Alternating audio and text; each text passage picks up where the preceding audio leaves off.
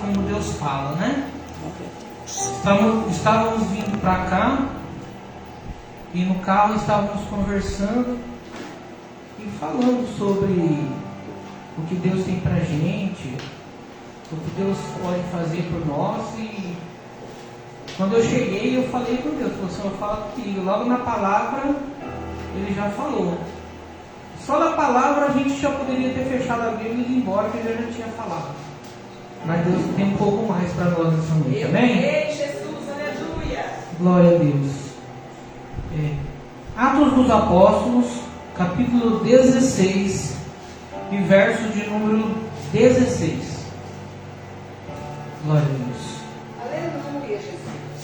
E aconteceu que, indo nós à oração, nos saiu ao encontro uma jovem que tinha espírito de adivinhação, a qual, adivinhando, dava grande lucro aos seus senhores. Esta, seguindo a Paulo e a nós, clamava dizendo: estes homens, que nos anunciam o caminho da salvação, são servos do Deus Altíssimo. Isto fez ela por muitos dias. Mas Paulo, perturbado, voltou-se e disse ao Espírito: em nome de Jesus Cristo, te mando que saias dela. E na mesma hora saiu. E vendo seus senhores que a esperança de seu lucro estava perdida, prenderam Paulo e Silas e os levaram à praça, à presença dos magistrados. E apresentando aos magistrados, disseram: estes homens, sendo judeus, perturbaram a nossa cidade e nos expõem costumes que não é lícito receber nem praticar, visto que somos romanos. E a multidão se levantou unida contra eles. E os magistrados, rasgando-lhe as vestes, mandaram açoitá-los com varas. E havendo-lhes dado muitos açoites, os lançaram na prisão, mandando ao carcereiro que os guardasse com segurança, o qual, tendo recebido tal ordem, os lançou no cárcere interior. Ele segurou os pés no tronco.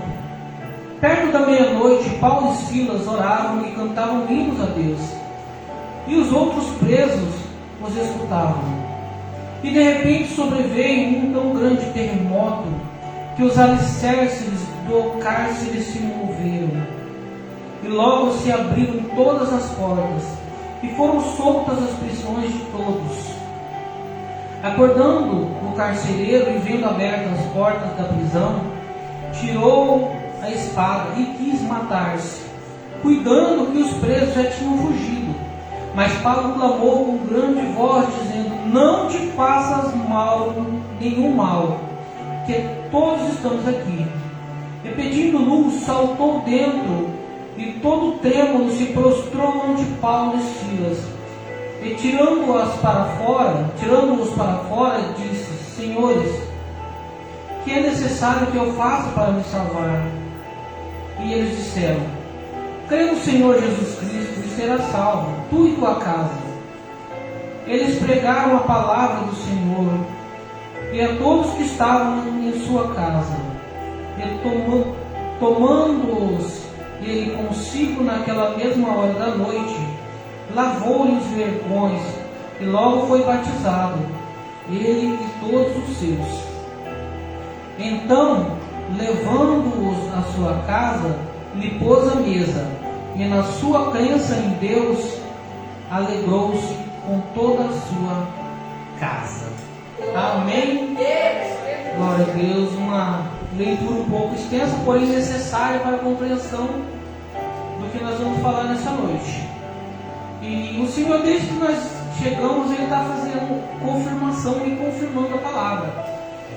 Eu, em momento nenhum, combinei com a minha esposa, ela não sabia onde eu ia pregar, eu não sabia se ela ia dar uma saudação ou não, também não fazia ideia, e ela falou, na saudação dela, que devemos louvar na prisão, mesmo estando presos, devemos louvar a Deus no ventre do peixe, mesmo no mais escuro, no mais profundo, nós devemos louvar a Deus.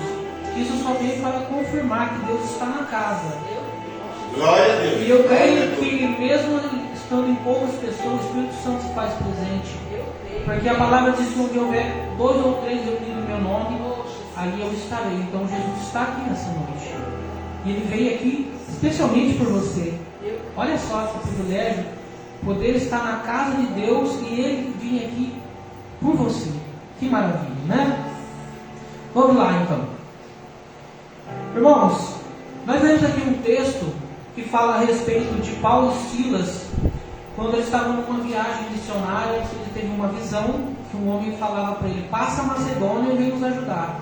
E chegando aqui no capítulo 16, Paulo se encontra na cidade de Filipos. E nessa ocasião havia uma moça ali que ela tinha um espírito imundo, um espírito de adivinhação.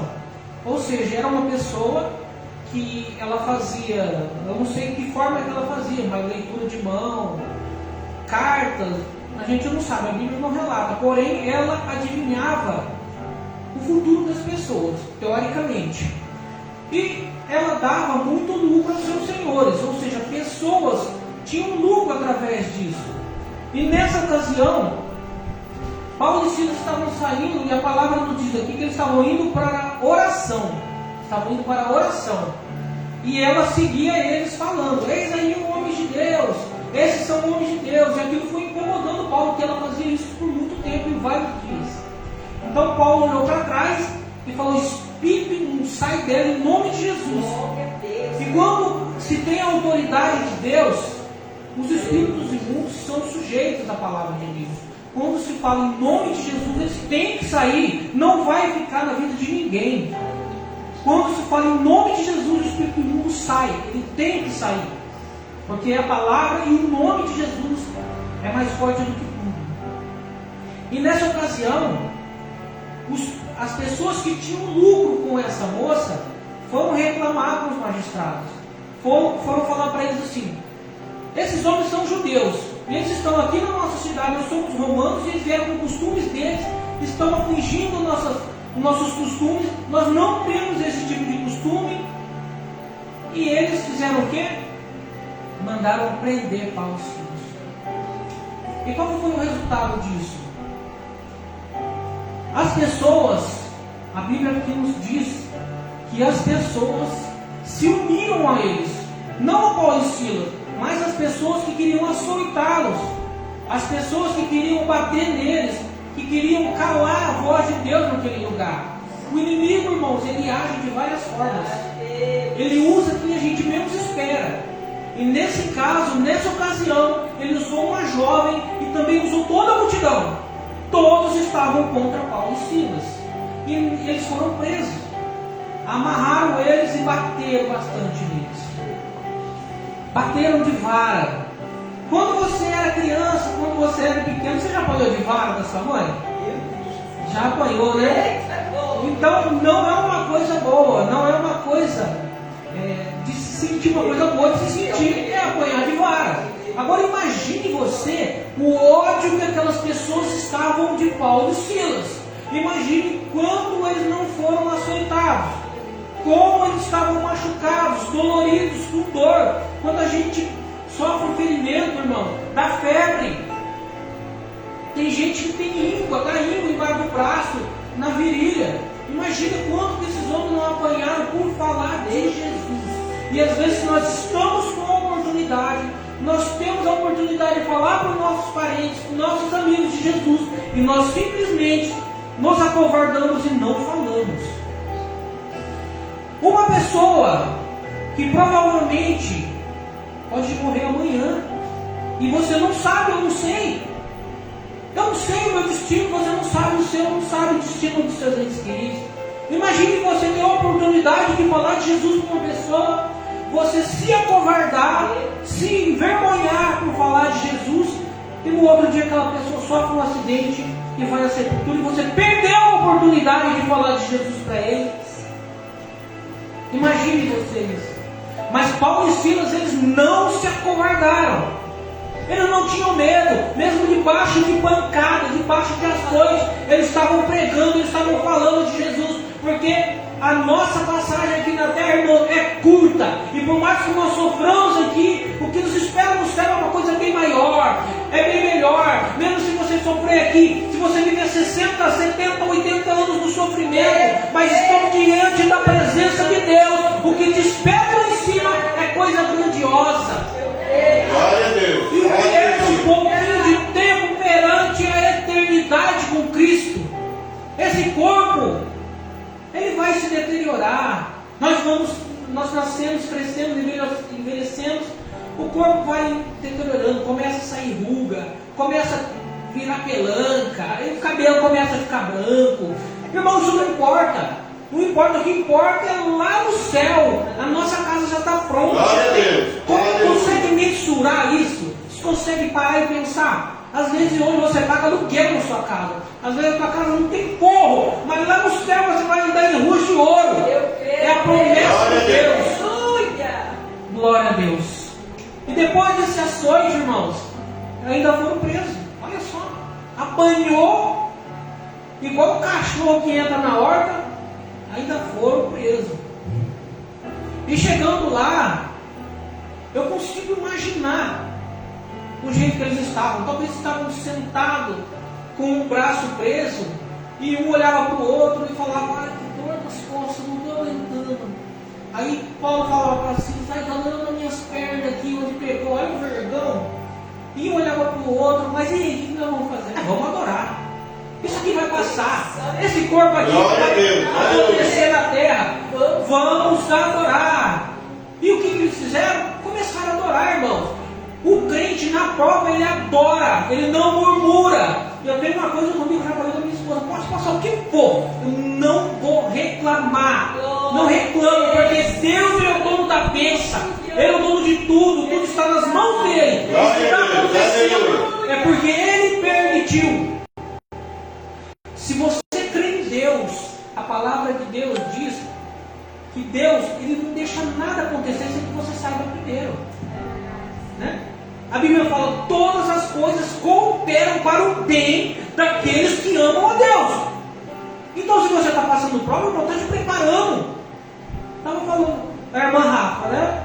Quando a gente estava na faculdade, foi um desespero, irmão. 4 anos, dia de prova era um desespero. Eu trabalhava o dia inteiro, chegava em casa cansado. Meu filho pequenininho grudava na minha perna: não, pai, não vai não, não vai não. E eu tinha que ir. Eu tive que estudar, eu tive que fazer prova. Não era difícil a prova? Tinha que fazer a prova. Se você quer ser aprovado, irmão, você tem que passar por prova. Glória a Deus. Como você vai passar na faculdade de Jeová sem fazer prova? E às vezes você acha que Deus se cala. Às vezes você acha que Deus não está te vendo. Às vezes você acha que Deus não está falando com você, que Deus está deixando. Irmãos, na prova, o professor se cala. Alguém já viu uma sala de aula, um professor aplicando uma prova? Ele fica falando: faz isso, faz aquilo. Não. E às vezes Deus ele permite que nós passemos por algumas coisas para que nós possamos aprender que tudo depende dele. Tudo vem dele. É tudo por ele. É ele que manda em tudo. Ele que manda descer. Ele que levanta. Ele que mata. Ele que dá vida. Então, se você está passando por prova, irmão, se você está sendo açoitado, logo, logo vai de balso. Glória a Deus. Aleluia. Talvez você olhe para essa igreja e vê poucos irmãos e fala: nossa, tão pouca gente. Mas Deus está preparando o ambiente. Deus, ele prepara o ambiente para encher. Ele prepara. O que ele faz? Ele traz um, traz outro. Um sai, vai, chama um parente, outro prega para outro. E a hora que você vê, aqui vai ser pequeno. Deus sabe o que faz, irmão.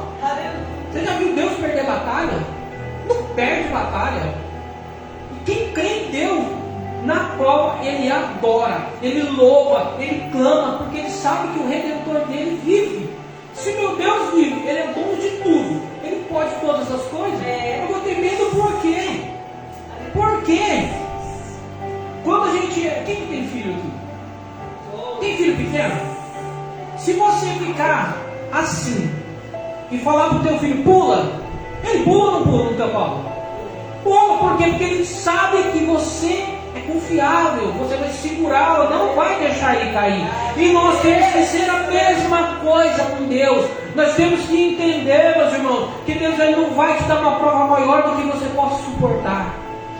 Quando você estiver quase para pular, antes disso ele já está com os braços abertos para segurar. Glória a Deus. Deus sabe disso. E perto da meia-noite, Paulo e Silas eles cantavam e oravam a Deus. Imagine você apanhou injustamente, com o corpo todo sangrando, vergões, merejando sangue nas feridas. Tudo que você quer é desistir. Tudo que você quer deixar para trás, porque eu faço e faço, eu só apanho. Por mais que eu tente fazer o certo, eu apanho. Mas tem aquele lá em cima que ele vem em passo bálsamo. E as coisas acontecem, não é por acaso, irmão. Tudo na nossa vida é uma preparação. Para você ter a vitória, primeiro você passa na prova. Porque se não tiver prova, não tem vitória. Porque a vitória é uma sequência da prova. Se você quiser ganhar uma corrida, como que você vai ganhar a corrida se você não participar? Então Deus sabe o que faz. Ele coloca a gente na prova, mas depois Ele vai levar a gente para o céu. Isso que é importante. E Paulo e Silas, irmãos, perto da meia-noite eles cantavam louvor. Eu não sei o que eles cantavam. A Bíblia não fala. Mas talvez eu falo assim: caminhando eu vou para Canaã. Caminhando eu vou para Canaã. Não sei se era isso que eles cantavam. O importante é que Deus ouviu. Deus ouviu o que eles estavam cantando, irmão. E a palavra diz que não era só Deus que ouviu, não. Todos os presos ouviram.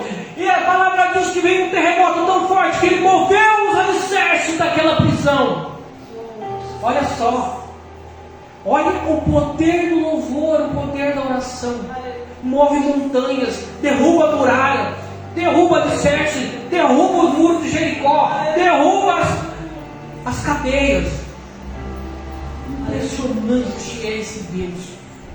Como que Deus é perfeito e Ele não faz nada de qualquer jeito, irmão. Ele permitiu que eles entrassem ali, mas Ele mesmo tirou. Por que gente, tudo tem um propósito. Qual que foi o propósito de Paulo e Silas ter entrado ali? Os presos estavam ouvindo. Talvez um olhava para o outro e falava assim: dois loucos que está aí? Dois loucos. Irmãos, para o simples, nós somos loucos.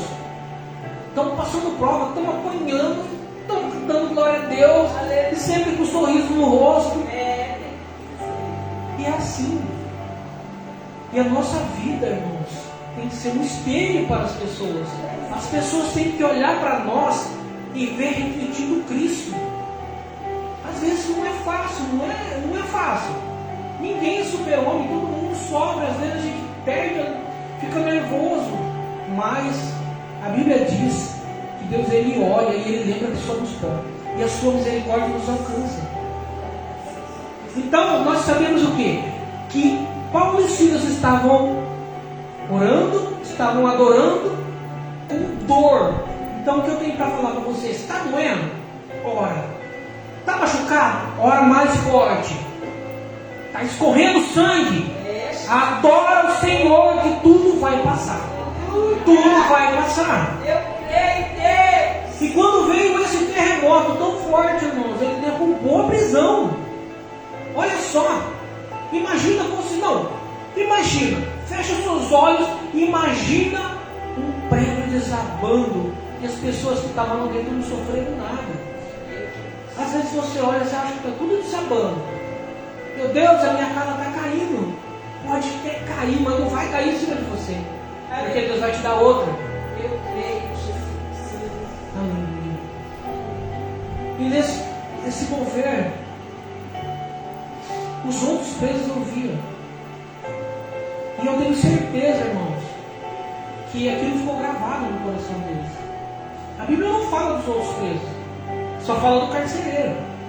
O carcereiro era aquela pessoa que estava ali para fazer com que fosse cumprida a lei. O carcereiro era aquela pessoa que estava ali para guardar os presos, para que eles não saíssem. Às vezes, irmãos, alguém entra no seu caminho para te atrapalhar.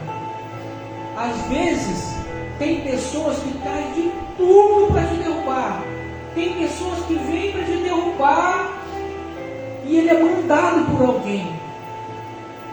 Mas olha só que interessante.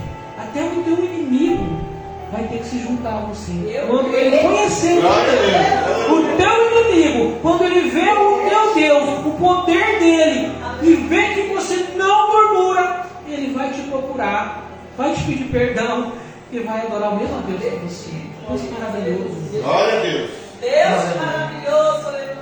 E nesse momento, quando as prisões se caíram, pior que é aqui como Glória a Deus, aleluia, Jesus.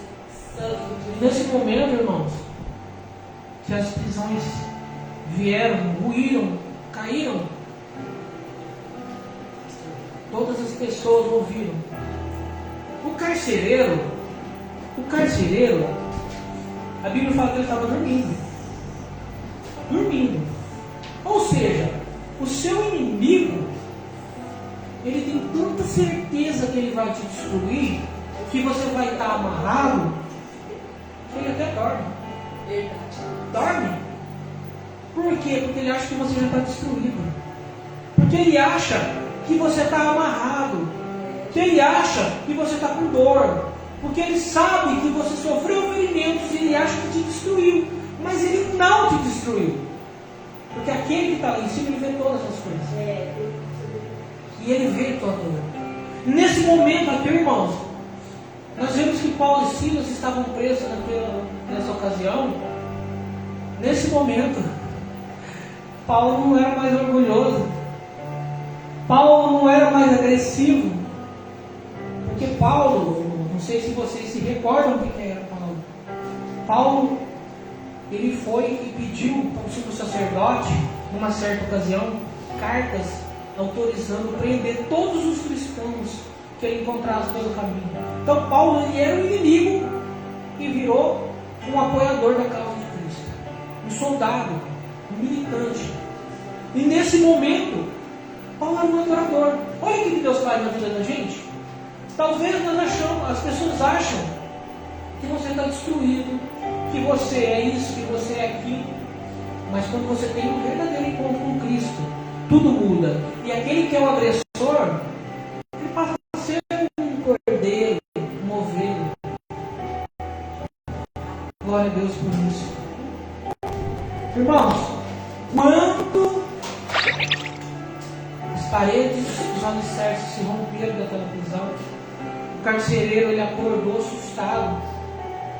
E a missão dele era uma coisa tão forte que ele tinha, que ele quis se matar. Ele imaginou que todos os presos tinham fugido. Então o que ele pensou? Eu não cumpri com o que eu deveria ter feito. Eu falhei. Então não mereço viver. O que Paulo poderia ter falado? Isso mesmo. Você merece morrer. Você é um carcereiro. Provavelmente ele deve ter batido neles também. Não é? Porque ele amarrou eles. Será que ele não judiou deles também? Mas nesse momento, Paulo não falou nada para ele se matar. O que Paulo falou? Estamos aqui. Não se faça mal. Olha só. Um homem que em pouco tempo matava os cristãos no apedrejamento de Estevão. A palavra diz que jogaram as vestes dele ao pé de Paulo. Então Paulo estava lá, irmãos. Paulo estava lá no apedrejamento do diácono Estevão. Ele era um homem mau, sanguinário. Ele respirava ameaça de morte. O prazer dele era prender um cristão. E nesse momento ele estava trazendo pessoas para Cristo. Olha como que Deus muda as pessoas. A pessoa que perseguia agora era perseguido. Mas sabendo que lá no final vai ter um prêmio. E não é em dinheiro. O prêmio não é em dinheiro. O prêmio é a salvação. É uma coisa que dinheiro não compra. Porque já foi pago. E não foi barato. Não foi barato, irmãos. Talvez você falou assim, nossa, eu quero comprar uma casa, mas custa 300 mil reais. É caro. Né? Mas a sua salvação não tem preço. Foi todo o sangue de Jesus. Ele morreu por nós. Ele se entregou por nós. Ele pagou o preço. O que era para eu e você sofrer, Jesus sofreu no nosso lugar.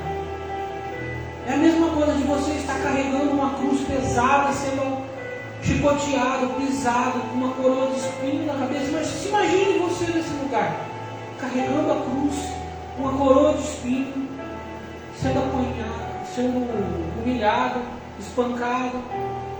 Aí de repente chega uma pessoa e fala, espera,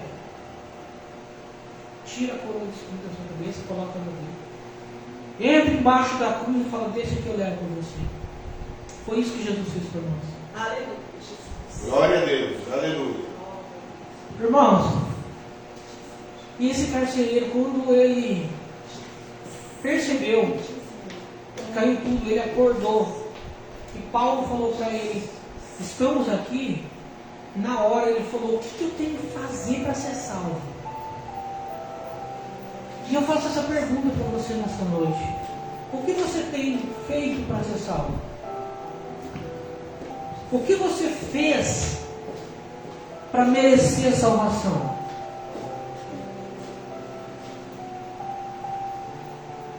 Não somos merecedores?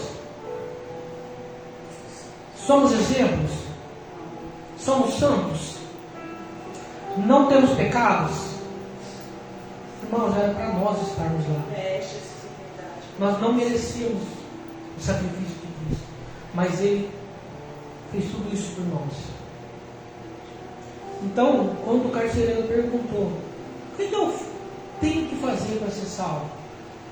Olha o exemplo de Paulo e Silas adorando debaixo do sofrimento. O exemplo que ele deu para aquele carcereiro é que ele tem um Redentor. É que tudo aquilo ia compensar. Então chamou a atenção dele e falou, quero isso para mim. Sabe quando você vê, por exemplo, uma mulher passa numa loja, numa vitrine e vê aquele sapato? Vocês sabem o que eu estou falando, né? Glória a Deus. Aquele sapato, fala, eu quero esse sapato. Que coisa linda.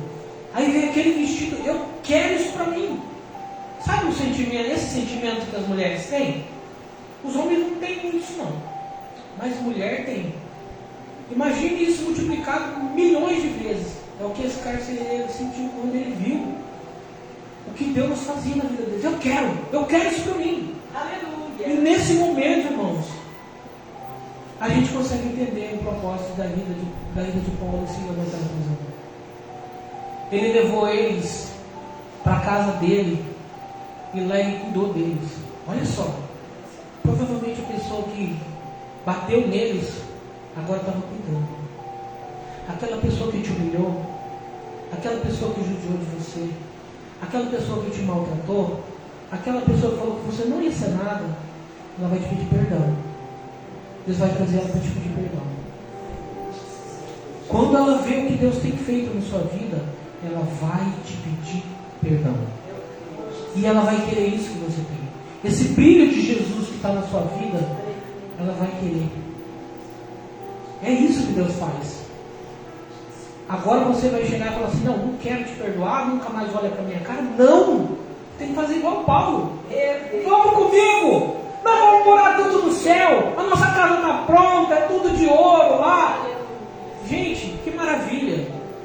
E nesse momento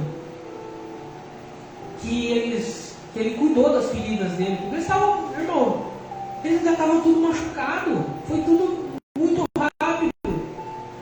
E a Bíblia fala que ele cuidou das feridas dele. E depois disso, todos eles aceitaram Jesus, todos que estavam na casa e foram batizados.